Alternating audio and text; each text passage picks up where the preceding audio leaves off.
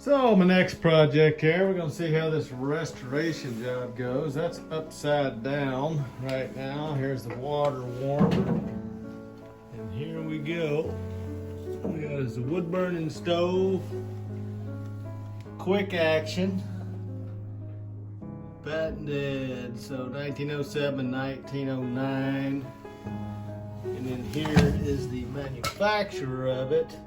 Quick Action Range Company, Marshalltown, Iowa. So if anybody knows anything about this, give me put it in the comments. So we've got a rack here to raise our grate up and down, which is inside of here. And this takes one of these handles. So put that on there. That's to shake the ashes out.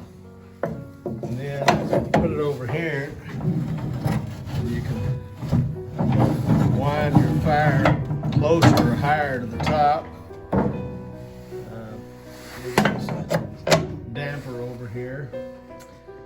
Anyway, this should be quite the project. We'll see how it turns out. And sorry for the odd filming angles, but it's on its side. It's too heavy for me to pick up, so I'm gonna have to mess with some stuff here. And I'm gonna start on the bottom. You can see that there's a lot of severe rust.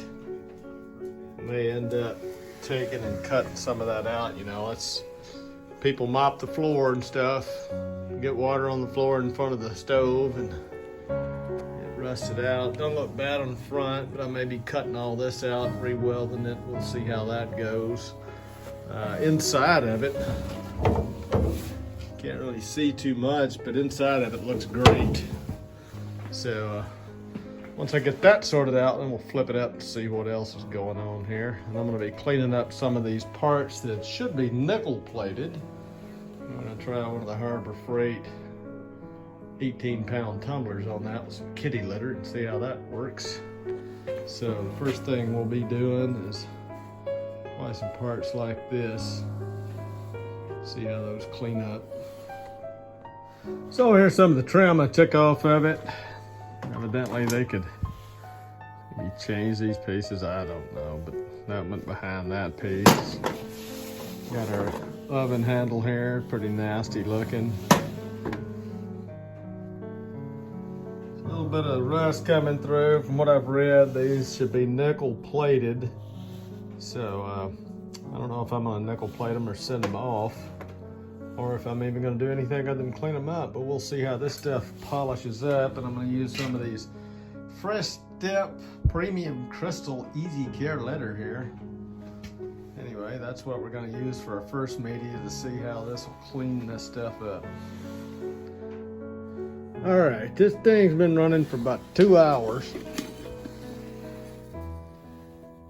It definitely polished it up some. It's finally starting to peel back a little stuff here and there on it.